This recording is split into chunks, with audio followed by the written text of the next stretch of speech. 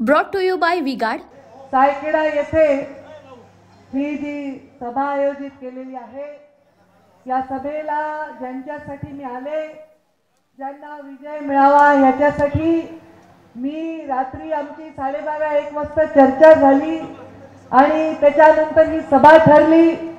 आणि जर मोदीजींसाठी एक मत वाढत असेल त्यांना प्रधानमंत्री करण्यासाठी, तर आम्ही कधीही कुठेही केव्हाही कसंही जाऊन त्याच्यामध्ये योगदान द्यायला तयार आहोत।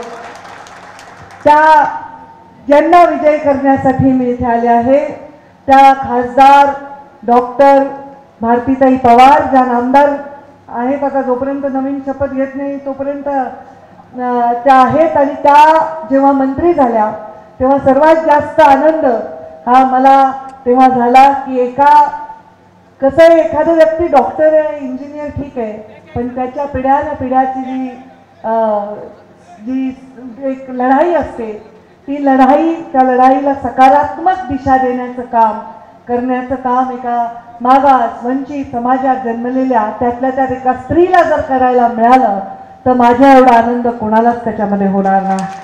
आणि डॉक्टर भारतीताई खरंच आहे की जेव्हा त्या पहिल्यांदा खासदार झाल्या तेव्हा मी प्रीतमताईंना फोन केला की तुमची दुसरी टर्म आहे, तुम्ही महाराष्ट्रातल्या नवीन निवडून आलेल्या खास करून महिलांना मार्गदर्शन करा, काळजी घ्या आणि त्यांना सांगा काय करायला पाहिजे। आणि प्रीतमताई आणि त्यांची चांगलीच गट्टी जमली। प्रीतमताईंनी मला आग्रह केला की ताई तुम्ही त्यांची सभा घ्या। आपल्या या सभेला मी येऊन सगळ्यांना एवढंच सांगेन की भारतीताई आमची बहीण आहे आणि त्यांना आपण मोठ्या मताने निवडून द्या। भाइयों बहनों, उनके राज में पावर रहे अनस्टेबल और हम रखे सब स्मूथ और स्टेबल। हमारा नेता कैसा हो जो स्टेबल पावर दे वैसा हो। अब की बार वी-गार्ड एसी स्टेबलाइजर का चमत्कार। त्यांच्या निवडणुकीमध्ये अत्यंत कष्ट करत असलेले आणि ज्यांनी खूप छान भाषण केलं आणि मला म्हणले वाघीने ताई जोरात बोला, ते आमदार दिलीप काका बनकर, मंचावर उपस्थित शंकररावजी वाघ, जगनप्पा कुटे, हेमंत धात्र, प्रकाश घुगे, यातीन कदम, या निवडणुकीसाठी आमच्या भटका विमुक्त ज्या आमच्या वरती काय म्हणायचं त्याला, त्याचे डायरेक्टर बोर्डाचे आमचे प्रवीण घुगे, ते खास जबाबदारी घेऊन इथे काम करत आहेत। अतिलजी कुंदे, गणेशजी गीते, महेश कुटे, भाऊलाल तांबडे, विजय गडा, राजेंद्र सोनवणे, भगवानराव बोरसे, मंजुषाताई दराडे, मनीषाताई बोडखे, सारिका डेरले, उपस्थित सर्वच मान्यवर आणि समोर उपस्थित वडीलधारी मंडळी, टोपीवाले सगळे शेतकरी दिसतात, कांद्याचेच असतील असं मला वाटतं, माहिती आहे। आणि जे बिना टोपीवाले तेही शेतकरी असू शकतात, कारण माझी इच्छा आहे की जीनची पॅन्ट घातलेला माणूस सुद्धा शेतकरी असावा आणि त्याने चांगलं कमवावं। ते युवा बांधव आणि माझ्या माता भगिनींना उनका बैकअप सिर्फ कल तक और हमारा चांद तक। हमारा नेता कैसा हो जो नॉन स्टॉप बैकअप दे वैसा हो। अब की बार वी-गार्ड इन्वर्टर बैटरी का चमत्कार। मी टिपिकल गोष्ट कधीच करत नाही। आपले आले एवढे नाव वाचले, झालं भाषण सुरू केलं। माझी इच्छा असते संवाद करताना समोरच्याच्या हृदयाला काय वाटतं ते आपण बोललं पाहिजे आणि जे आपण बोललो ते 10 वर्षांनी जरी रेकॉर्डिंग वाजवलं तरी त्याच्यातून माघार घ्यायची आपल्यावर वेळ आली नाही पाहिजे। माझे वडील गोपीनाथ मुंडे हे सर्वात मोठं कारण आहे की तुम्ही माझ्यावर प्रेम करता। ट्रोल करणारे काही लोक असतात ज्यांना पोटशूळ असतो, ते म्हणतात बाबा बाबा करते, आता बाबा बाबा नाही करणार तर काय करणार। माझ्या बाबांचं नाव सगळेच घेतात, तर मी तर त्यांच्या पोटी जन्म घेतलाय, माझ्या मरेपर्यंत माझ्या बापाचं मी नाव घेणार आणि त्यांचं नाव वाढवणार, त्यांना अभिमान वाटेल, तुम्हाला अभिमान वाटेल असं काम करणार, तर मी का नाही नाव घेणार। मी बाबांचं नाव घेते ते माझे पिता म्हणून घेते नाही, ते माझे नेता होते म्हणून घेते। एका नेत्याने घडवत असताना एखाद्या कार्यकर्त्याला जेवढं जिजायला लावलं असेल त्याच्यापेक्षा 10 पट लेख म्हणून मला जिजायला लावलंय, मला कष्ट करायला लावले, म्हणूनच 10 वर्ष एवढ्या संघर्षानंतर मी उभी आहे। आणि म्हणून मला वाटतं की एखादी लेख, एखादी मुलगी एखादी कन्या एखादी स्त्री लढत असेल तर माझं सगळ्यात मोठं दायित्व आहे की तिच्या पाठीमागे मी माझी शक्ती उभी केली पाहिजे. सगळ्यांना खूप कौतुक वाटतं, पंकजाताईंची सभा फार आग्रह असतो लागली पाहिजे वगैरे, पण यावेळी थोडं मी जरा व्यस्त होते.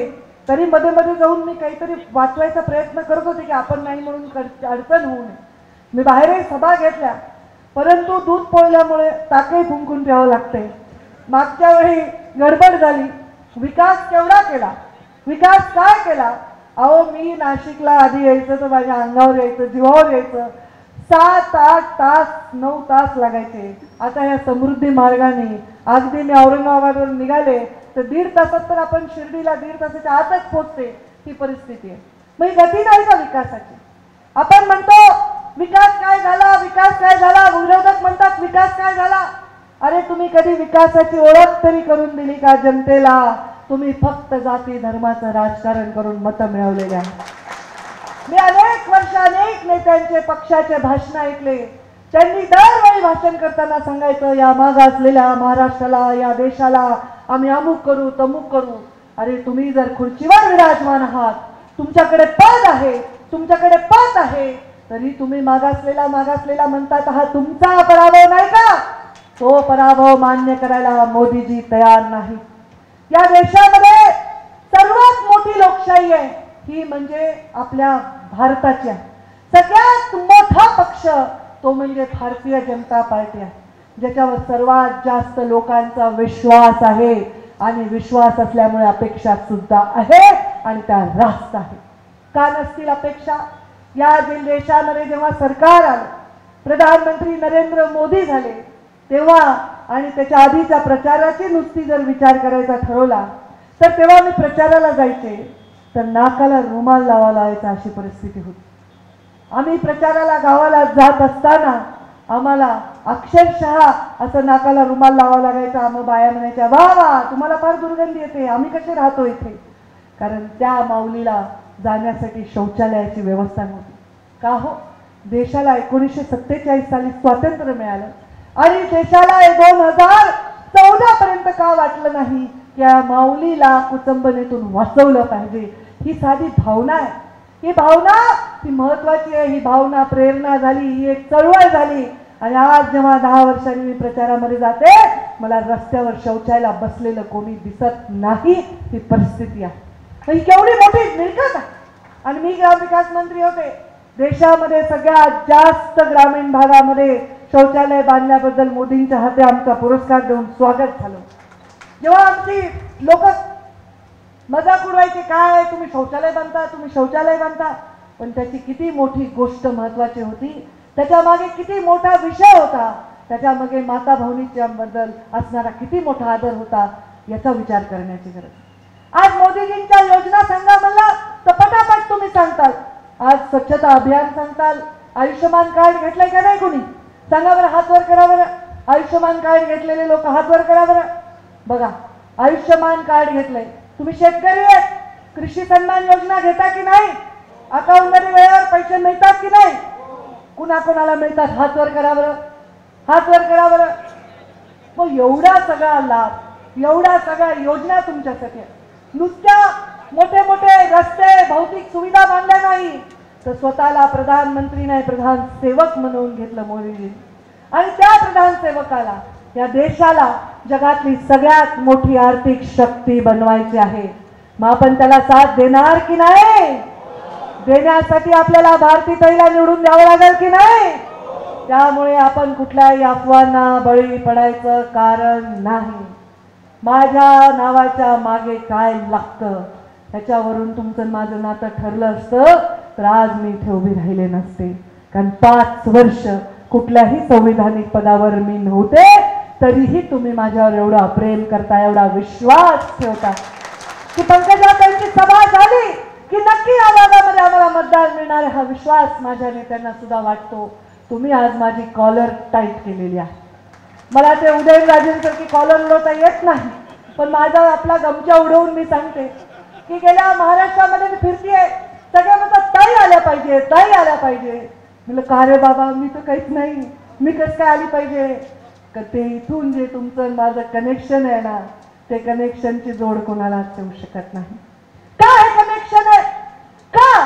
कारण मुंडे साहेबांनी आपल्याला काय दिलंय? पाठीचा कणा मजबूत ठेवण्याची शक्ती दिलेली आहे. कधीच आपण कुणासमोर झुकू नये. कुठल्याही माझ्या कार्यकर्त्याला रस्त्यावर येऊ देऊ नये. अहो, मुंडे साहेबांनी एका मिनिटात हसत खेळत आरक्षणाचा विषय मार्गी लावला. जाऊ लागले का कुणाला जेलमध्ये? खावा लागला का लाठ्या? कधीच नाही. आपला समाज रस्त्यावर आणून त्याच्यावर स्वार होण्याचा संस्कार माझ्या अंबरराव बापांनी माझ्यावर केले नाही. समाज म्हणजे जात नाही. जो वंचित आहे, जो पीडित आहे, त्याचा वाली आणि वाणी बनण्यासाठी मुंडे साहेब राजकारणात होते. आणि त्यांच्या मृत्यूनंतर बघा, माझ्या गळ्यात रुद्राक्षाची माळ आहे. मला काहीच कमवायची इच्छा नाही. मला कुठल्याही गोष्टीची मला लालच नाही. कुठला पद, कुठली प्रतिष्ठा, कुठला पैसा, कुठली गाडी, कुठला बंगला मला काही नको आहे. भरल्या ताटावरून माझा बाप गेला. तुम्हाला सोन्याचा घास बनवायचं त्यांचं स्वप्न तसंच ठेवून गेला. म्हणून तडफड आहे. 5 वर्ष मंत्री असताना काम केलं. कधी जातीभेद केला नाही, कधी धर्माचा विषय केला नाही. आज घरकुलाची योजना आहे, प्रधानमंत्री नरेंद्र मोदींनी सुरू केली. प्रत्येक माणसाला पक्क्या घरात नेण्याचं स्वप्न पूर्ण केलं. त्याच्यात सुद्धा तुमचीच लेख ग्रामीण विकास मंत्री असताना अव्वल आलेली. अव्वल एका दिवशी 3 लाख लोकांना शिर्डीमध्ये आम्ही घराच्या चाव्या दिल्या. आणि मोदीजींचं त्यामध्ये आम्हाला एवढं भूषण वाटलं की कधी ह्या गोष्टीचा विचार आधीच्या राज्यकर्त्यांनी केलाच नाही. का केला असेल बरं विचार? का बरं मुंडे साहेबांच्या मनात एवढी तळमळ आहे? कारण मुंडे साहेब जेव्हा शाळेत जात होते ना, त्यांच्या पायात घालायला चप्पल नव्हती. अनुवानी शाळेत 14 किलोमीटर रान तुडवत जात होते. म्हणून त्यांची तळमळ होती की समाज मोठा झाला पाहिजे, गरीब मोठा झाला पाहिजे, वंचिताला आपल्याला आवाज देता आला पाहिजे. काखेमध्ये चपला खोपून डोक्यावर आपल्या एखादं वजन असेल तर ते वजन काखेत चप्पल खोपून जावं लागायचं. अशा परिस्थितीमध्ये मी का माझी चप्पल काढायची? मी का माझी चप्पल काखेत खोवून जायची? हा प्रश्न 10-11 वर्षाच्या माणसाला पडला. म्हणून एवढी मोठी क्रांती घडू शकते. आज प्रधानमंत्री नरेंद्र मोदी चहाची टपरी वडिलांची, काही प्रॉपर्टी नाहीये, काही नाव आहे, लिगसी आहे, 10-12 घर आहे, जमिनी आहे, जायदाद आहे, काही नाही. हो, 2 एकर जमीन सुद्धा नाही. चहाची टपरी, त्या टपरीत फावल्या वेळेत आपल्या वडिलांसाठी मदत करणारा माणूस देशाचा प्रधानमंत्री होतो. आणि कोण आहेत हे शहाणे लोक म्हणतात की प्रधानमंत्री संविधान संपवणार आहे? संविधान महामानव डॉक्टर बाबासाहेब आंबेडकरांनी दिलेलं. म्हणूनच एक चहा विकणाऱ्याचा मुलगा, चहा विकून मजुरी करून शिकणारा मुलगा देशाचा प्रधानमंत्री बनू शकतो. आणि त्या संविधानाला हात लावणार नाही ही घोषणा वेळोवेळी मोदीजी करतात. मोदीजी सांगतात की SC-STच्या आरक्षणाला, त्यांच्या हक्काला, ओबीसीच्या सामान्य माणसाच्या हक्काला धक्का न लावता या देशाचा विकास करता येईल. मुख्य प्रवाहात सामान्य माणसाला आणून विकास करता येईल. ती लढाईच तर त्याच्यासाठी आहे. काय लढाई आहे माझी तरी? काय आहे राजकारणामध्ये एवढा संघर्ष? एवढ्या गोष्टी पेलल्यानंतर राहावं वाटतं. कारण पदावर राहिल्यानंतरच तुमचे कामं करता येतात. मला वाटतं 50-100 कोटी रुपयाचे मुख्यमंत्री ग्राम सडक योजना मी नाशिकमध्ये केलेले. भारतीताईंच्या पण पत्रावर त्यांनी भरपूर मला निधी त्यांना मी दिलेला आहे. 25-15चं तोंड मला लोकांना माहित होतं की 25-15 काय, जलयुक्त शिवार काय, हे कसं झालं. मी मुंडे साहेबांचा प्रचार करायचे तेव्हा मी एक डायरी घेऊन जायचे आणि मी लिहून ठेवायचे त्या डायरीमध्ये ह्या गावात ती अडचण आहे, त्या गावात ती अडचण आहे. ते मग ती डायरी झाली. मुंडे साहेबांना निवडून आल्यावर म्हणलं, बाबा या डायरीमध्ये हे लिहिलेलं आहे, हे लोकांचं करायचं आहे. ते म्हणले, अरे आता मी मंत्री झालोय देशाचा, मी कुठलीही गोष्ट शिल्लक ठेवणार नाही. लोकांनी मला 14 वर्ष साथ दिली, सत्तेत नसताना देखील त्यांचा वनवास संपवणार आहे असं त्यांनी सांगितलं. ती डायरी तशीच राहिली, पण साहेब निघून गेले. त्या डायरी मधली प्रत्येक गोष्ट ही योजना झाली. जलयुक्त शिवार मी मंत्री नसताना सुद्धा माझ्या NGOच्या माध्यमातून मी वैद्यनाथ पॅटर्न म्हणून हे काम करत होते. ते जलयुक्त शिवार झालंय. त्या जलयुक्त शिवारचा एवढं चांगलं काम आहे, विरोधकही येत होते टोपले घेऊन, खोरे घेऊन. कारण लोकांनी ती चळवळ बनवली. योजना लोकांवर लादता येत नाही, त्याला चळवळ बनवावं लागतंय. हे मोदीजींनी आपल्याला शिकवलेलं आहे. त्या जलयुक्त शिवारमध्ये जेव्हा टोपलं घेऊन उन्हामानाचं आम्ही काम करत होतो तेव्हा आता फळ मिळालं. मी आता मान तालुक्यात गेले होते. प्रचंड दुष्काळी तालुका आहे. त्या तालुक्यामध्ये पूर्ण नदी खोलीकरण, बंधारे वगैरे आम्ही काम केलं. आताच 2-2.5 महिन्यापूर्वी, 3-4 महिने झाले असतील, एक मुलगा माझ्याकडे आला 22-23 वर्षाचा. आणि त्यांनी मला एक डब्बा एक खोका दिलं, त्या खोकामध्ये डाळिंब होते. म्हणलं काय हे घेऊन आला? ताई हे डाळिंब मी देवाला वाहिल्यानंतर पहिल्यांदा तुम्हाला आणले. म्हणलं का?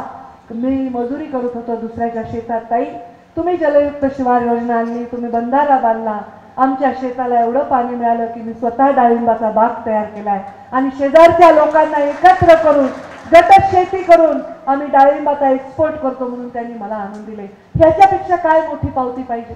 कोणी सोनं नाणं हिरे जवाहरात आणून दिले तरी नाही, पण गरिबाचा आशीर्वाद हा त्याच्यापेक्षा मोठा आहे. हा नुसता गप्पा मारत नाही, हे जगतोय म्हणून तुम्ही आमचं ऐकायला आलोय. बोलणारे आणि करणारे कसते तर तुम्ही उभंच केलं नसतं हे मला माहिती आहे. जे तोंडातून वाक्य निघतं ते पूर्ण करण्यासाठी आमचा जन्म झालेला आहे, तुमच्या सेवेसाठी. मान्य कांद्याचा प्रश्न आहे. कांदा कधी रडवतो कधी हसवतो. शेतकरी रडला तर राजकारणालाही रडावं लागतं, शेतकरी हसला तर राजकारणाला हसावं लागतं. मला माहिती आहे कांद्याचा विषय. कांद्याच्या बाबतीत सरकारने निर्णय देखील घेतलेला, परंतु कायमस्वरूपी हे निर्णय पूर्णपणे शेतकऱ्यांच्या हिताचे घेतले पाहिजे, बळीराजाच्या हिताचे घेतले पाहिजे. त्याच्यासाठी आपल्याला शेतकऱ्याला उत्पादनासाठी लागणारा खर्च आणि त्याच्यावर त्याला नफा हे देण्याचा निर्णय आपण घेतलेला. कधी कधी निर्यात धोरणामुळे आयात धोरणामुळे उत्पादन जास्त झाल्यामुळे किमती पडू शकतात, पण त्यामध्ये शेतकऱ्याला वाजवी किंमत मिळून त्या कांद्याचं किंवा त्या उत्पादनाचा न्याय करण्यासाठी सरकारचा हस्तक्षेप जरुरी आहे. तुमच्याकडे होत असणारा ड्रायपोर्ट तेच सांगतो. तुमचा कांदा विकला नाही गेला, कांद्याची पावडर करा, कांद्याच्या सुकलेल्या कांद्याच्या एअर फ्राय करून त्याचे तुम्ही पॅक करून ते एक्सपोर्ट करा. तुमच्या द्राक्षाची अडचण झाली, द्राक्षाचे ड्रायफ्रूट करायचे ते एक्सपोर्ट करा. तुमच्या या भागामधल्या प्रत्येक पिकाला न्याय देण्यासाठी ड्रायपोर्ट ही अत्यंत महत्त्वाची योजना आहे. मी स्वतः खात्री देते, मी दिल्लीमध्ये गेल्यावर या ड्रायपोर्टमधनं होणाऱ्या शेतकऱ्यांच्या न्यायाच्या प्रत्येक योजनेकडे मी स्वतः लक्ष देईन. तुम्हाला भारतीताई सोबत पंकजा मुंडे सुद्धा खासदार मिळेल, डबल डबल खासदार. तुम्ही हक्काने मला सांगा काय करायचंय, ते केलं नाही तर परत तुम्हाला तोंड दाखवणार नाही, हा माझा तुम्हाला विश्वास आहे. अरे 5,500 वर्षापूर्वी रामायण झालं. लोक तर म्हणत होते हे जे भाषण करतात जे दुसऱ्या पक्षातले लोक, पहिले तर मला आठवतं प्रमोद महाजनांचं भाषण अजूनही युट्यूबवर असेल, राम होतेच का नाही, रामाचा जन्म कुठे झाला याचे काय पुरावे आहेत. त्याच्यावर प्रमोदजींचं सुंदर भाषण आहे, ते भाषण तुम्ही युट्यूबवर ऐका, त्याच्यात मी तुमचा वेळ घेणार नाही.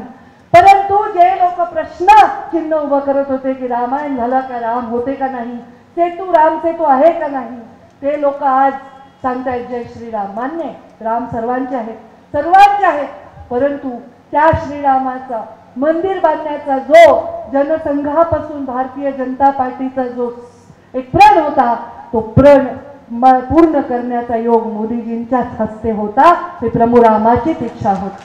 मला सांगा ना, एखादा पक्ष जन्मत असतो, तो एखाद्या भूमिकेने काम करतो आणि त्या भूमिकेमध्ये लोकांना स्वप्न दाखवतो, पण ते स्वप्न पूर्ण करू शकत नाही. एखादा नेता जर येतो आणि त्या स्वप्नांवर स्वार होत असतो तर तेव्हा ती स्वप्न पूर्ण होत असतात. मोदीजींनी स्वतः स्वप्न दाखवलं, स्वतः त्यासाठी लढले आणि प्रभू श्रीरामाचं मंदिर उभं केलं. आपण सर्वांनी इथं बसले, मला तर डोळ्यातले अश्रू थांबले नाही, कारण मला आठवण आली माझ्या बाबांची मामाची, ज्यांनी कारसेवेपासून ते काम केलेलं आहे. अरे ही काही धर्माची गोष्ट नाही, कुठल्या धर्माला हीन दाखवणारी गोष्ट नाही, ही प्रतिकात्मक गोष्ट आहे. जिथे आमच्या रामाचा जन्म झाला त्याला तिथे एका टेंटमध्ये राहावं लागलं अनेक वर्ष. त्या रामाला स्वतःच्या एवढ्या आलिशान अशा मंदिरात राहण्याचा योग येतोय. आपले सुद्धा रामराज्य अजून जोरात येणार आहे, हा योग आलेलाच आहे, हा माझा विश्वास आहे. मला वाटतं 370चा कायद्याचा निर्णय केव्हापासून आपण म्हणतोय 370, केव्हापासून काश्मीरला जाऊन आंदोलन करतायत, केव्हापासून आज अखिल भारतीय विद्यार्थी परिषद पासून सर्वजण का नाही होऊ शकलं, कारण त्याच्यासाठी संविधानिक शक्ती लागते. आपल्या देशाच्या बॉर्डर सुरक्षित करणं चूक आहे का? चुकी केलं का प्रधानमंत्र्यांनी? मग ह्यांच्याकडे काही करायला नाही, मग हे बुद्धिभेद करतात. हे सांगतात की भारतीताईला निवडून दिलं तर पंकजाताईला अडचण आहे. मला कशाला अडचण आहे रे? एवढी काही गुजरी का मी? मला काही अडचण नाही आहे, राजा माणूस आहे आपण, सगळ्यांना निवडून आणणं आपलं काम आहे. असं कुणाला कमी करून स्वतःला मोठं करणं हे गोपीनाथ मुंडेंचे संस्कार नाहीत. बुद्धिभेदाचं दुसरं कारण काय? तर म्हणे हे लोक संविधान बदलणार. कसं संविधान बदलतील? महामानवाचं संविधान बदलणार नाही, कोणाच्या केसाला धक्का लागणार नाही, एवढा सुद्धा संविधानामध्ये बदल होणार नाही, उलट संविधानाचं संरक्षण. तिसरा मुद्दा काय? अरे बापरे, मुसलमानो डरो, भारतीय जनता पार्टी आहे, कुछ खैर नाही. काय खैर नाही? काय खैर नाही? 10 वर्षात कोणत्या मुस्लिम बांधवाच्या केसाला धक्का लागला? कोणत्या मुस्लिम बांधवाला त्याच्या घरातून त्याच्या अधिकारातून वंचित ठेवलं गेलं? जे आयुष्यमान योजना आहे सगळ्या मुस्लिम बांधवांना मिळाली, घरकुलाची योजना आहे सगळ्या मुस्लिम बांधवांना मिळाली, जे आरक्षण आहे सगळ्या मुस्लिम बांधवांना मिळाली, की शेतकरी जर असेल तर शेतकरी सन्मान योजना मिळाली, त्याच्या घरामध्ये त्याच्या माऊलीसाठी त्याला शौचालय बांधून दिलं, गावामध्ये कुठलीही योजना आली तर ती कधीही ज्याचा आर्थिक क्षमता नाही, जो वंचित आहे, पीडित आहे त्याला मिळत असते. त्याला कोणीही रोखलं नाही, धर्माच्या जातीच्या भिंती सुधारायला लावल्या. मग कशामुळे असे भेदभाव करायचे? एक दंगल झाली नाही 10 वर्षात का बोलत नाही? एकही आतंकवादी हल्ला झाला नाही का बोलत नाही विरोधात? आपल्या देशाच्या बाउंड्रीज, देशाच्या आपल्या सीमा सुरक्षित ठेवणे, या देशाकडे वाकडी नजर ठेवून काम करणाऱ्या लोकांना त्यांच्या अवकाशात ठेवणे आणि या देशाच्या सामान्य माणसाच्या जीवनामध्ये उत्थान करणे, हे कोणते चुकीचे प्रण आमच्या नेत्यांनी घेतले? नाही घेतले. परीक्षा घेता तो प्रभू रामानी पण सीतेची परीक्षा घेतली. आता तशीच परीक्षा राजकारणात सुद्धा होत असते. माझी परीक्षा झाली, पण त्या परीक्षेतून मी ताऊन सुलाखून इथपर्यंत आले आहे. तुमच्या आशीर्वादाने निवडून येईल. निवडणुकीत पण खूप परीक्षा झाली, पण माझ्या निवडून जाताना भारतीताई सोबत असतील तर मला खूप मनापासून आनंद झाल्याशिवाय राहणार. 5,000 वर्षापूर्वीच्या रामाचे आज प्रतिमा लावून आपल्या डोळ्यात अश्रू येतात. आपण बघितलं ना का रामाला? आपण बघितलं का रामराज्य? नाही, पण रामराज्य असं होतं, रामराज्य तसं होतं, सर्वांना एक न्याय होता, कोणालाही कुठल्याही प्रकारची अडचण नव्हती. ते आपण ऐकून ऐकून आपल्या मनाला आपला ऊर भरून येतो. त्याच्यानंतर जर कोणी राज्य पाहिलं असेल ते छत्रपती शिवरायांचं राज्य. त्या राज्यामध्ये आणि राम राज्यामध्ये काय साम्य होतं? राम एक वचनी, एक पत्नी, एक बाणी होता. माझा छत्रपती शिवराय सुद्धा असा राजा होता ज्याच्या दरबारात कधी स्त्रीला अवमान झाला नाही, तिला कधी नाचवलं गेलं नाही, असा माझा छत्रपती राजा. या छत्रपती शिवरायांनी अरे लुटामध्ये विजयी झाल्यानंतर जे यायचं त्याच्यामध्ये जर एखादी महिला कोणी आणली तर तिची ओटी भरून तिला वापस तिच्या घरी सन्मानाने पाठवायचे. जिजाऊचे संस्कार, छत्रपती शिवरायांचे संस्कार या महाराष्ट्रात आहे. मग राम राज्य, शिवशाही आरोबवली. त्याच्यानंतर कोणी जनतेची काळजी केली? ती काळजी केली ती आमच्या सरकारने केलेली आहे. साहजिक आहे, संघर्ष आहे, विरोधक गरीब माणसांना धर्माच्या जातीच्या नावाखाली भेडसावत आहे. संघर्ष नक्कीच आहे, पण या देशाचा प्रधानमंत्री कोण होणार? तर आम्ही छाती ठोकपणे सांगतो, नरेंद्र मोदी होणार. समोरच्या लोकांना विचारा तुमचा प्रधानमंत्री पदाचा उमेदवार कोण आहे, त्यांना सांगता येणार नाही. ते म्हणून तर भांडत बसण्यासाठी पूर्ण तयारी केली असेल. मग स्थिर पण पाहिजे ना सरकार, स्थिर पण पाहिजे ना. आपलं घर सुद्धा सांभाळताना बापाचा धाक, आईची माया ही आवश्यक असते की नाही? तसंच मोदीजींकडे धाक पण आहे आणि माया पण आहे. गरीबाकडे बघून डोळ्यात अश्रू पण येतात आणि आपल्या देशाकडे जर कोणी वाकडी नजर केली तर त्याचे डोळे काढून घेण्याची शक्ती सुद्धा त्यांच्यामध्ये. त्यामुळे आपण कुठल्याही अफवांना बळी पडण्याचं काहीही कारण नाही. आपल्याला प्रधानमंत्री हवा आहे जो देशाला स्थिर सरकार देईल. केवळ नरेंद्र मोदी हे देऊ शकतात. आपल्याला प्रधानमंत्री हवा आहे जो देशाला जगामध्ये सन्मान मिळवून देईल. फक्त नरेंद्र मोदी मिळवून देऊ शकतात. आपल्याला असा देशाला प्रधानमंत्री हवा आहे जो या देशाच्या गरिबांचे अश्रू अनुभवून ते अश्रू पुसण्यासाठी सदैव तयार आहे. सोपं नाही आहे. वर्षानुवर्ष ज्या गोष्टी शक्य नाही झाल्या त्या प्रधानमंत्र्यांनी करून दिल्या. अहो केदारनाथ पूर्ण वाहून गेलं होतं, तुम्ही डोळ्यांनी पाहिलंय. हा सूर्य आणि हा जयद्रथ गप्पा हाणण्याचं राजकारण नाहीये. एका वर्षात केदारनाथ उभं करण्याचं काम त्यांनी केलं.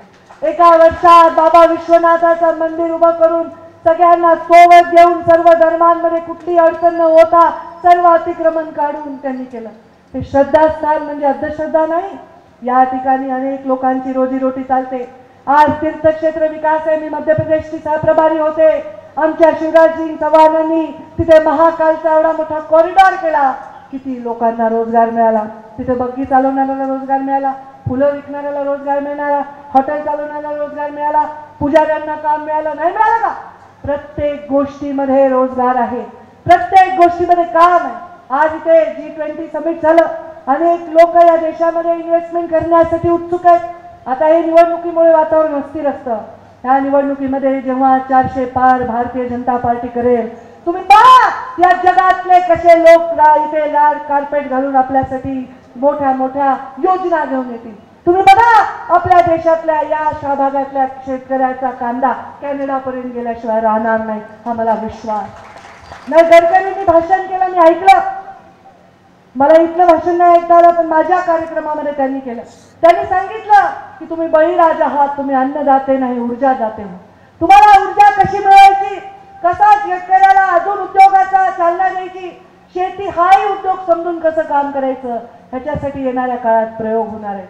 जे फसलेले आहेत, ज्यांनी फसवलेलं आहे, अशा लोकांच्या पाठीमागे उभे राहू नका.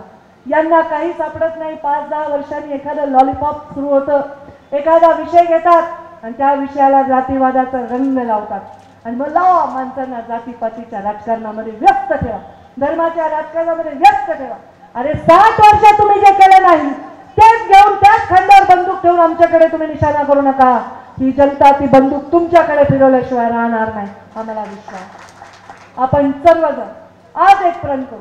आपण आपल्या देशामध्ये 1947 पासून आमच्या अटल बिहारी वाजपेयीचं सरकार सोडता सदैव सदैव विश्वास ठेवला आहे त्या पक्षानं.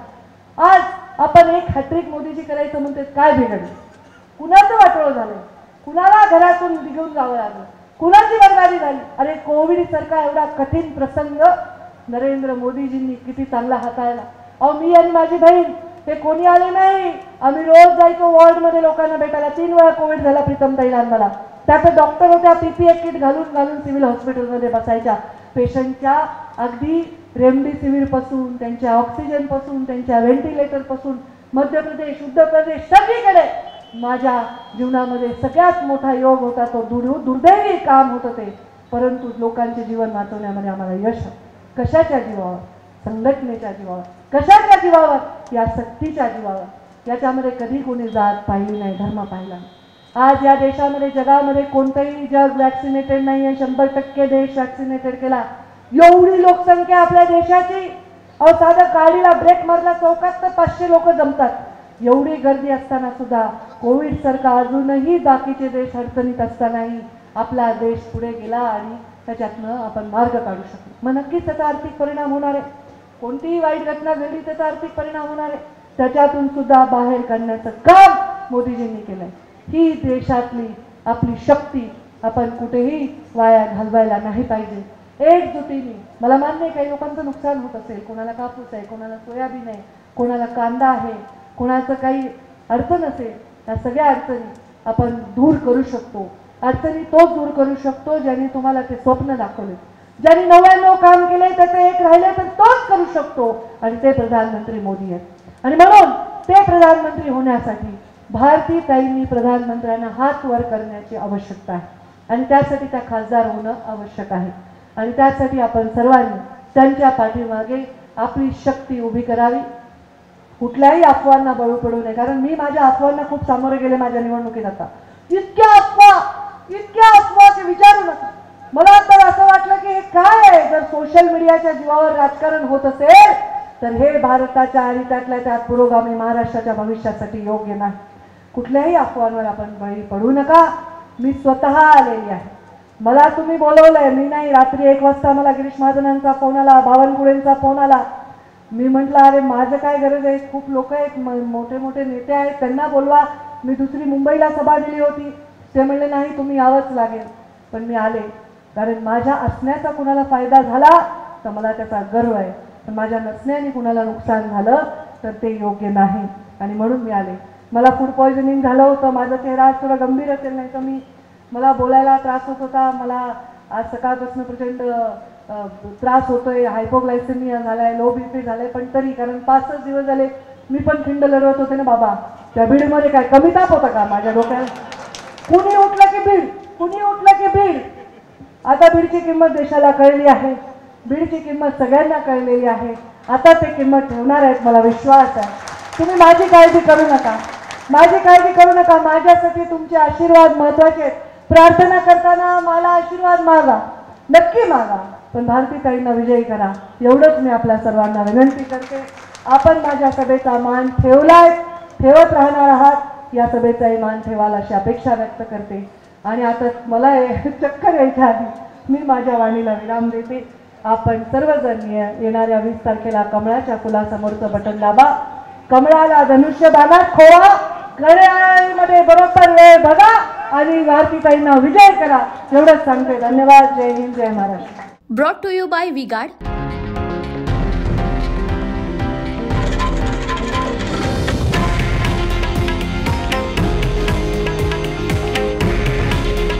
हे आहे देशातील नंबर 1 न्यूज नेटवर्क आणि आपण पाहत आहात TV9 मराठी. काळजी तुमची, हित महाराष्ट्राचं.